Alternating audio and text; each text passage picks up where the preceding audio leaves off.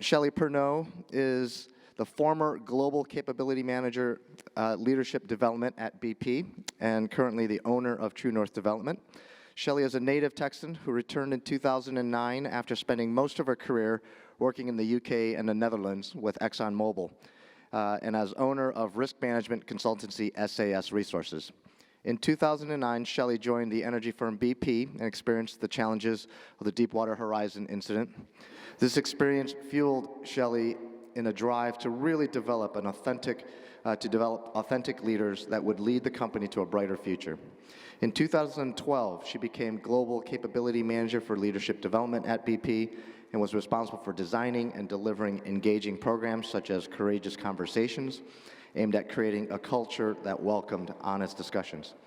Passionate about development, in 2015, she left BP to start her own coaching and training firm, True North Development, which draws on her vast experience developing leadership skills and aims to help leaders find their own true north. Mindfulness has recently become an international leadership buzzword. The topic appears frequently in the Harvard Business Review, Wall Street Journal, and the Financial Times.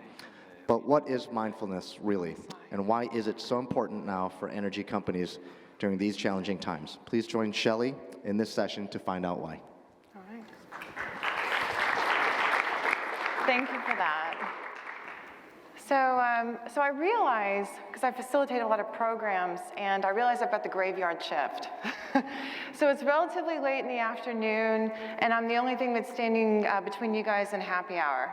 So what I'd like each of you to do is stand up and do some stretching. So whatever it is you need to do,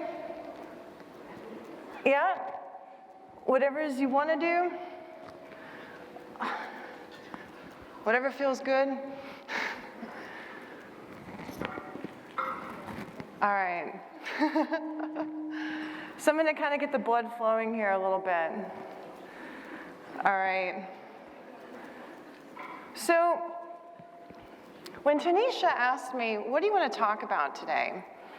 I said, I'll talk about mindfulness. I bet no one else is going to talk about it. It might throw a few people for a loop. And it's really, really, really relevant to where we find ourselves as an industry right now with the challenges that we've got today. And I'm going to talk about why that's the case as we progress throughout this presentation. But I'm not going to be talking at you for the entire time up here, so you're now going to have to do some work. And we're going to start off with a really quick activity to get you thinking about mindfulness, in case you never thought about it before.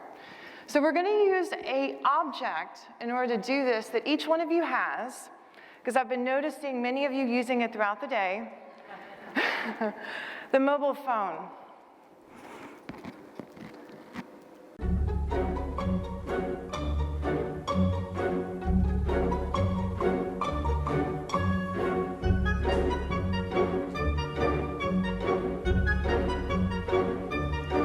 Really?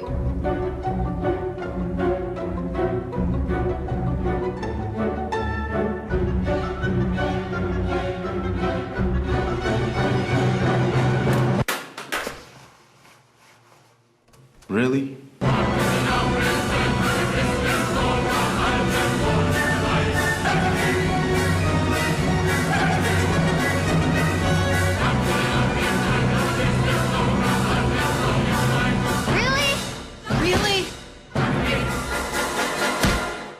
It's time for a phone to save us from our phones. New Windows Phone, designed to get you in and out and back to life.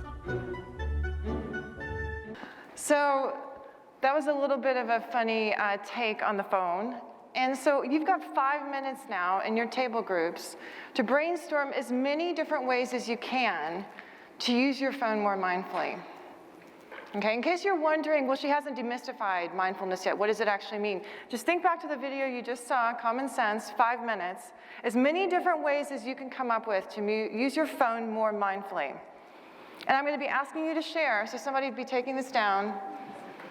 If you don't have a table, find a table, or you can think about it yourself. You can have a great discussion with yourself. How would I use my phone more mindfully? I hate to break up all these great conversations. I'm hoping you may have gotten a few ideas from actually doing this. So, what did you talk about? Anyone want to share an idea or two that came up? Yeah, I think we've got a microphone as well, so everyone can hear her.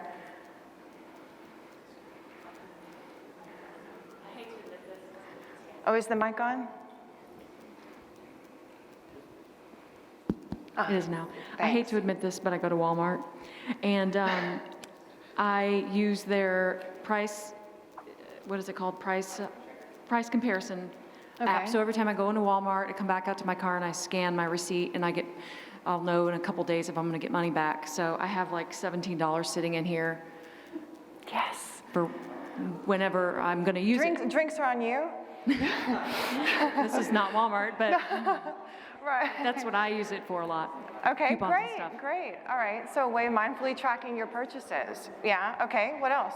Well, not to get too like mindful, thoughtful, philosophical That's about okay, it all, this is probably the right okay. form for that, yeah. We did take a stab at guessing what you meant by using it mindfully, and Chris had shared the coupon idea. I talked about how I use it as actual like a form of payment at Starbucks, so that it's mindful because I'm using it rather than pulling out another step. This is eliminating that step. Right.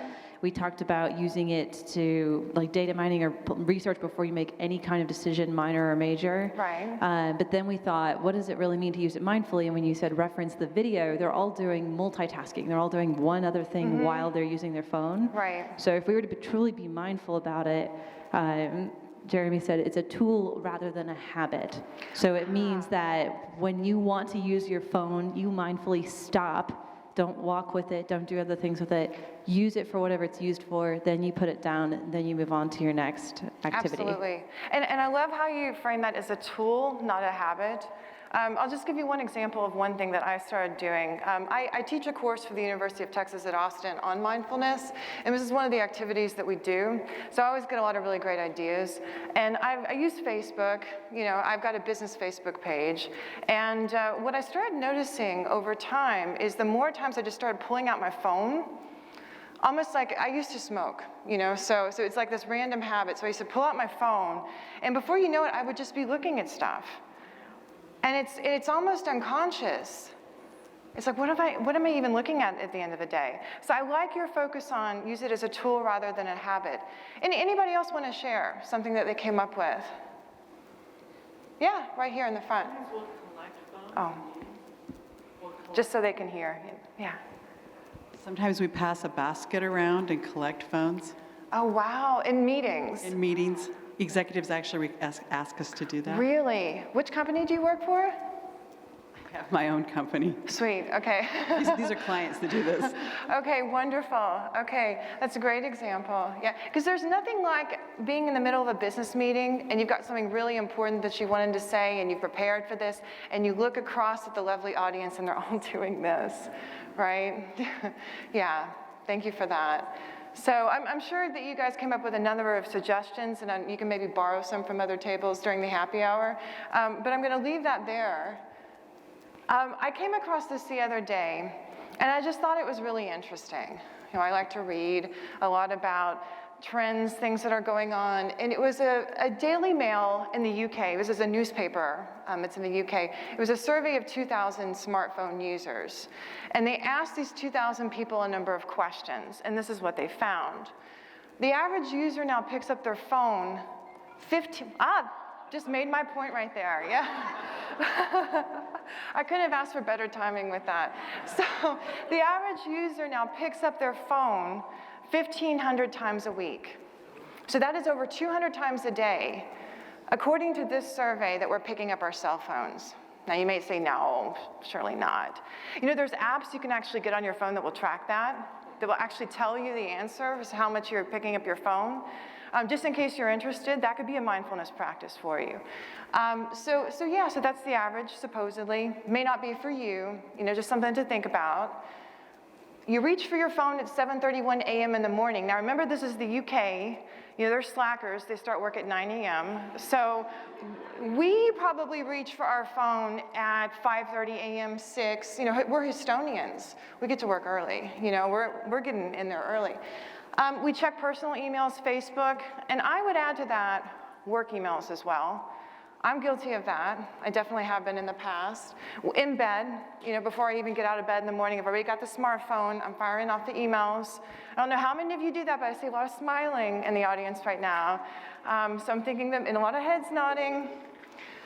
Use your phone for 3 hours and 16 minutes a day. It's average usage. So it could be talking, could be texting, could be data, could be whatever it is. And almost 4 in 10 users, and I thought this was actually quite interesting, admitted to feeling lost without their device. So hopefully that's not you. If you happen to misplace your mobile phone.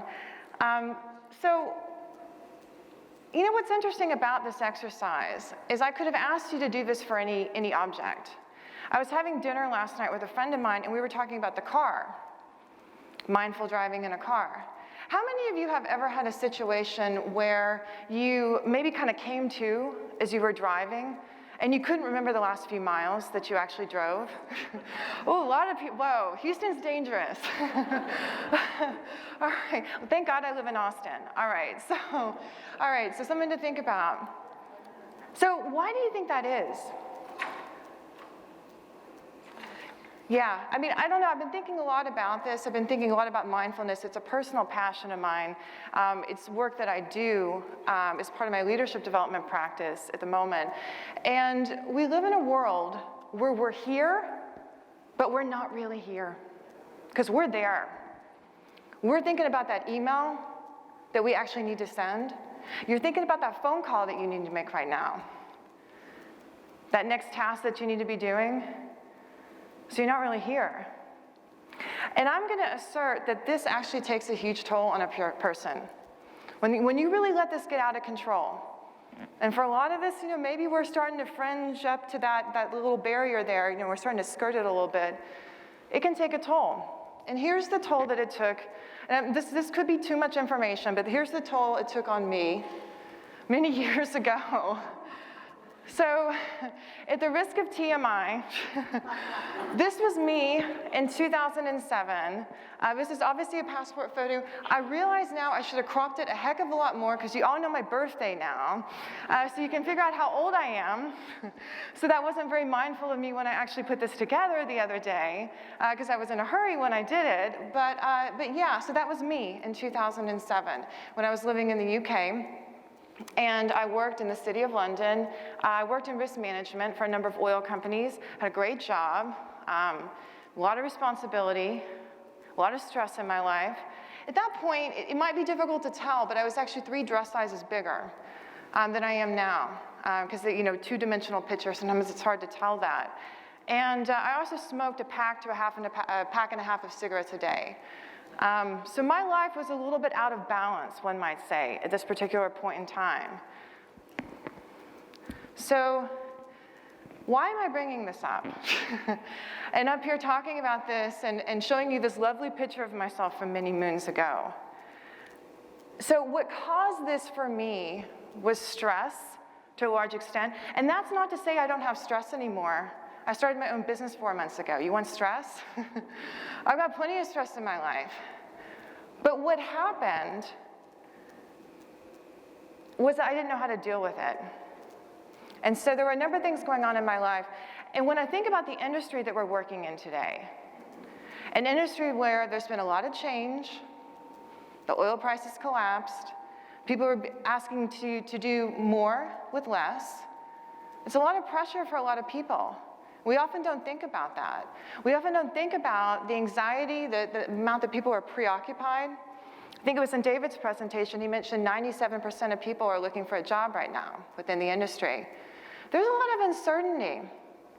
And I'm out of it now. I don't technically work in oil and gas anymore, but on a personal level, my husband does.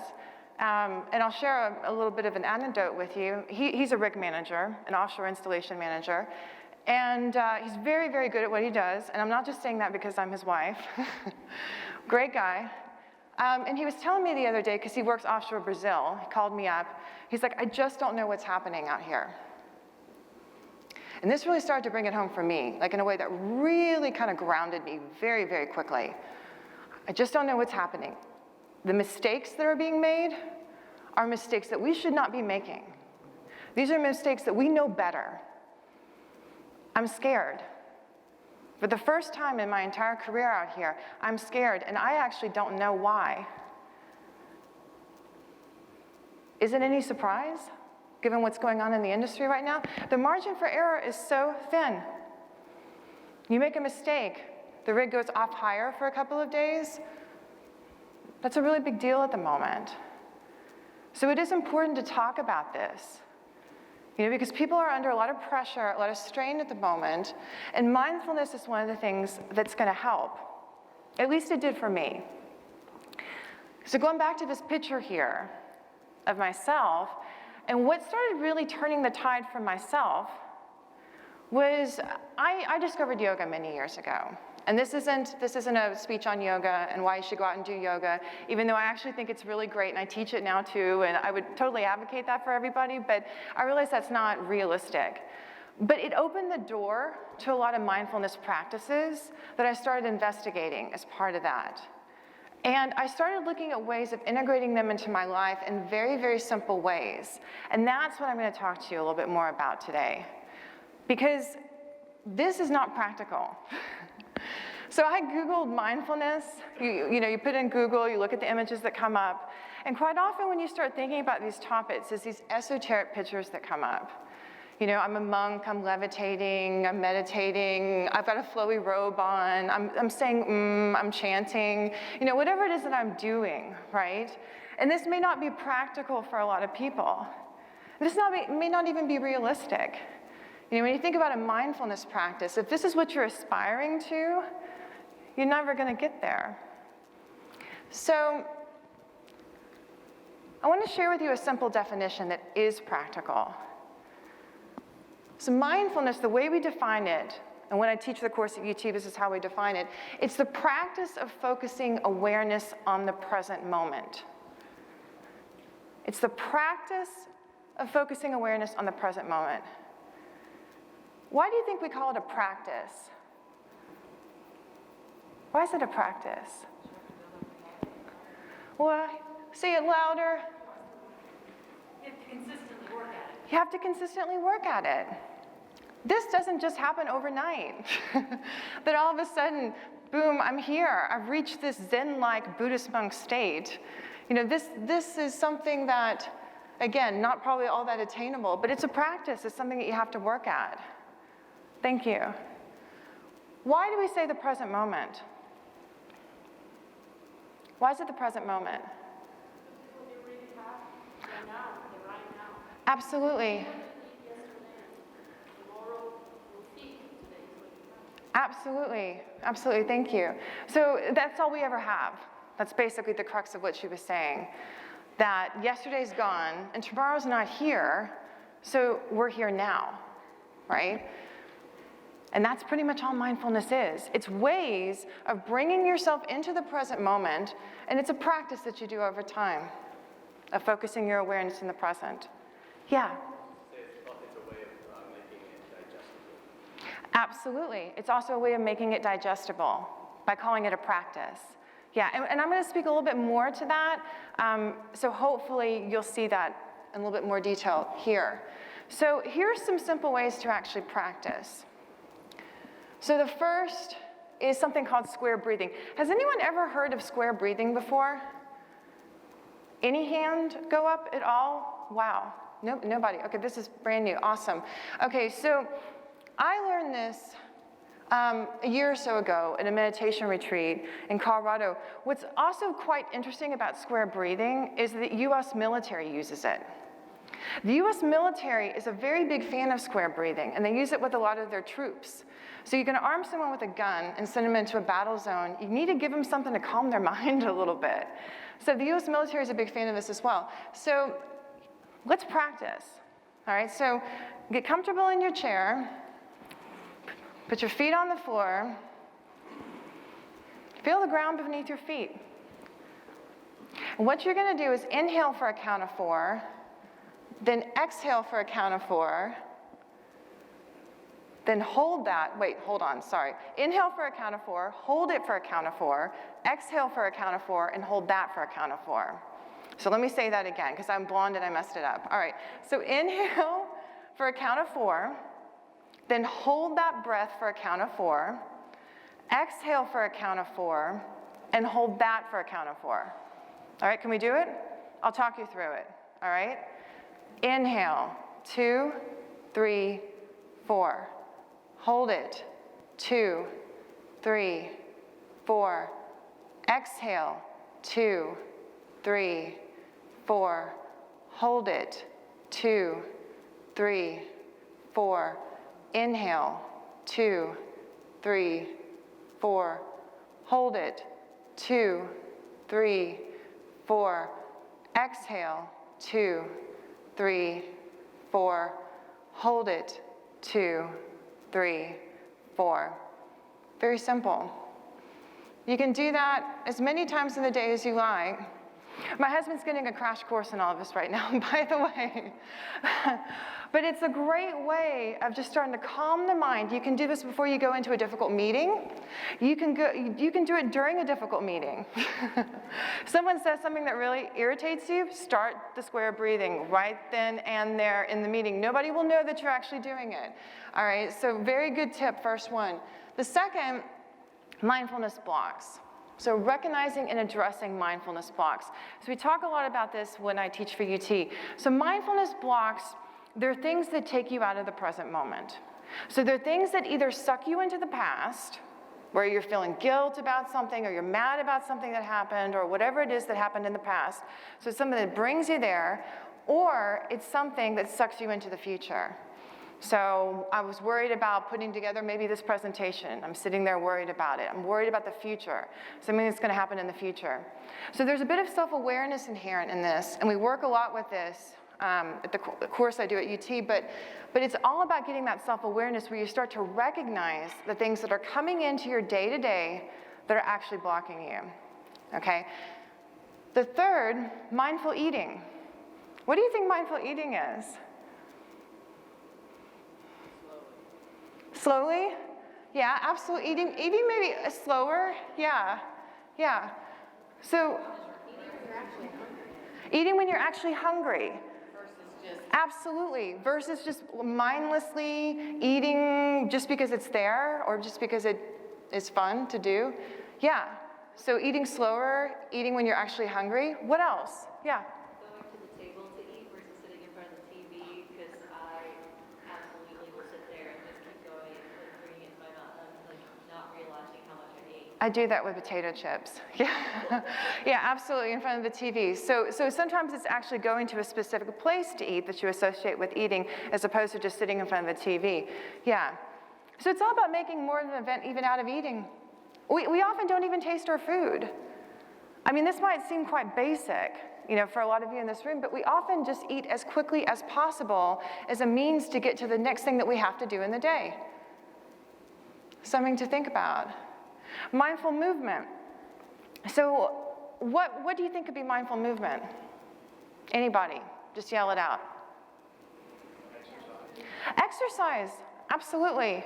So running, for instance, have you ever heard somebody say that running really clears my head? People say that all the time. When you start thinking about why is that true? When you get out there, when you're running, if you're really mindful about the running that you're doing, you're only feeling the ground hitting your feet, you're breathing, you're hearing your breath. That's what you're concentrating on. You're not concentrating on the problems that you got with your mother-in-law or whatever else that's going on for you at that moment. So it's a mindful meditation. What else? Paying attention where you're going. Sometimes you go somewhere and you go back. It's like you could have done just one walk if you know you were going to pass this. Yeah. You grab everything you needed. So paying attention to where you're going, even when you're driving, absolutely. So other examples I would give here would be yoga, Tai Chi, but anything really. I even paint. When I'm moving my hand, I feel 100% submersed in what I'm doing in that moment. I can't think of anything else. So whatever it is for you, but it's about finding what that is and doing it consistently. And then the last thing there, and I'm calling it centering, but it's just another way of saying meditation. So meditation is a practice that you can try. If you don't want to use that word, you could use the word centering, but it's a way of just stilling your mind. So there's a lot of myths that are actually out there around meditation. And we tell ourselves things all the time around this, like, I don't have time for it. I tell myself that actually, even, and I have a meditation practice. Some days I'll wake up and I'll be like, I just don't have time for this. But it's time that I give myself, and then I really see the tangible results of that. So there's actually, on Deepak Chopra's website, there's 7 myths of meditation. He talks about each one of them, and he debunks each one of them. So it's something maybe to have a look at and read as a resource for you.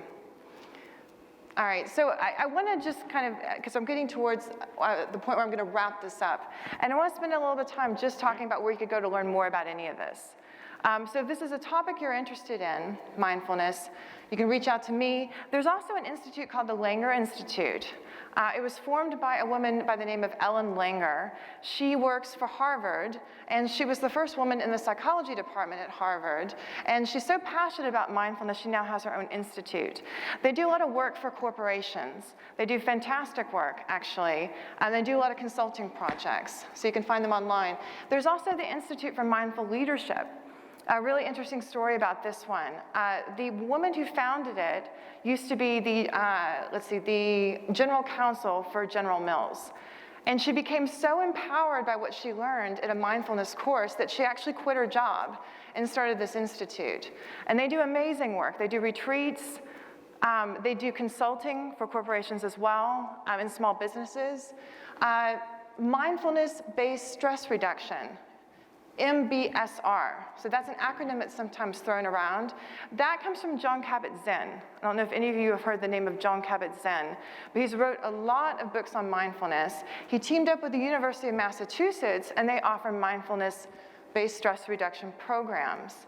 Now, these are often quite lengthy, but I think they now have a smaller, more streamlined version of these that you can actually take. The Omega Institute.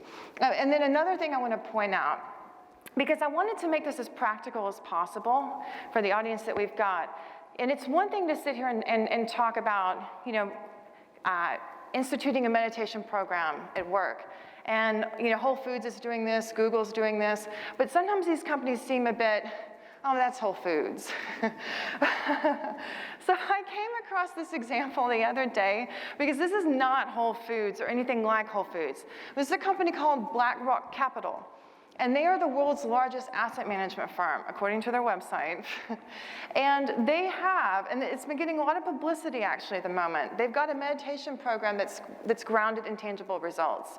So there's a woman at BlackRock who really liked the idea of this, and she went out and studied it a little bit and came back, and she launched her own meditation program at BlackRock.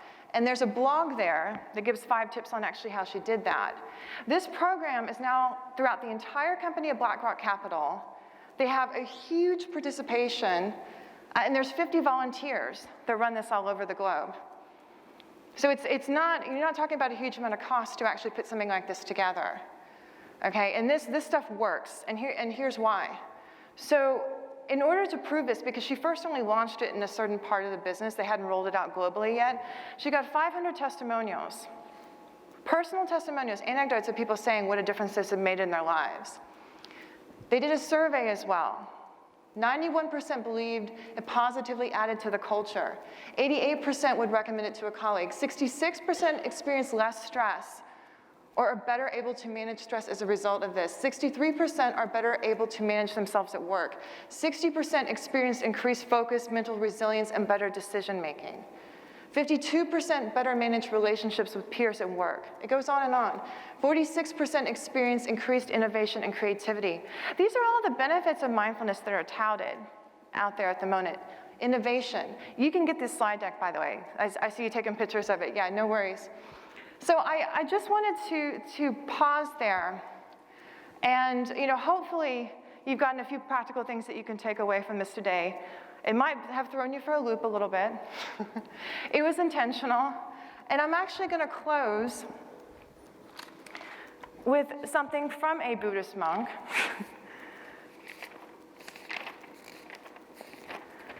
A quote that I quite like, actually, because he's much more eloquent than I could ever be. Thich Nhat Hanh.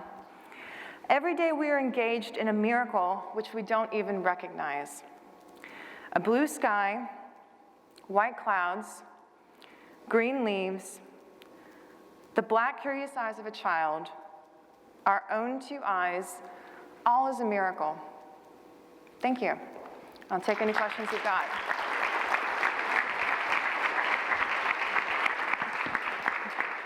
Yeah.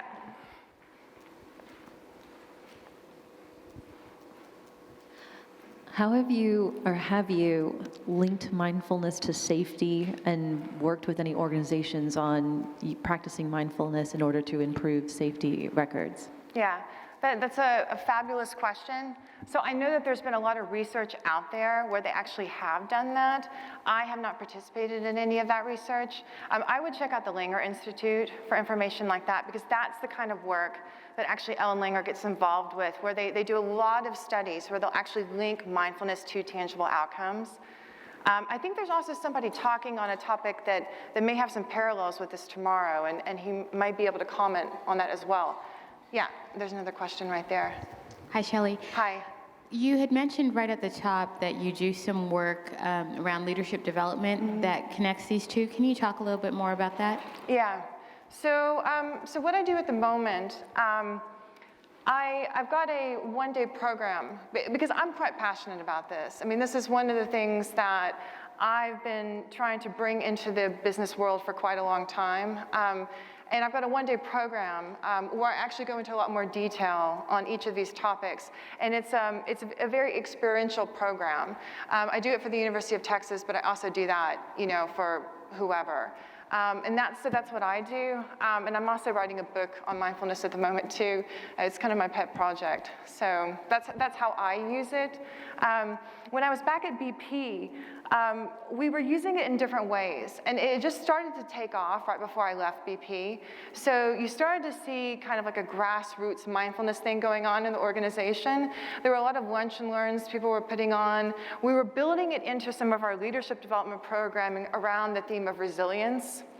So often you will see the word resilience linked to mindfulness. It's kind of a similar buzzword that's out there. And so we were starting to put some of these things in, and actually meditation was something we were bringing in as part of that program. So hopefully that answered your question. Anybody else? Yes?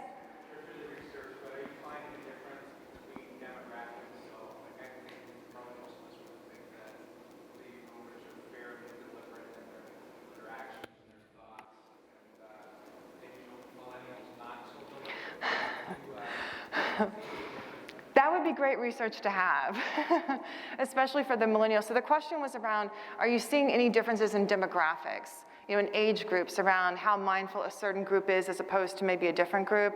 And no, I haven't seen any research actually on that. Again, I would point to some of the groups on this slide that actually do research in that space that may have something like that, but I'm not aware of anything. Yeah, but that would be good data to have. Any other questions? Yeah. Yeah, so I teach as, one of the things I do, I'm on a number of faculties, but I also teach for the University of Texas as part of the professional development group. So it's the group that deals with continuing education after you've graduated. And so there's a number of programs that they put on, and this is the newest one that's actually come out. We piloted it in September, and it went really, really well. And we're gonna be having open enrollment in April, and also offering it to corporations as well. So we're really excited about it. Yeah. Anybody else? All right. Thank you very much. Thank you, Shelley.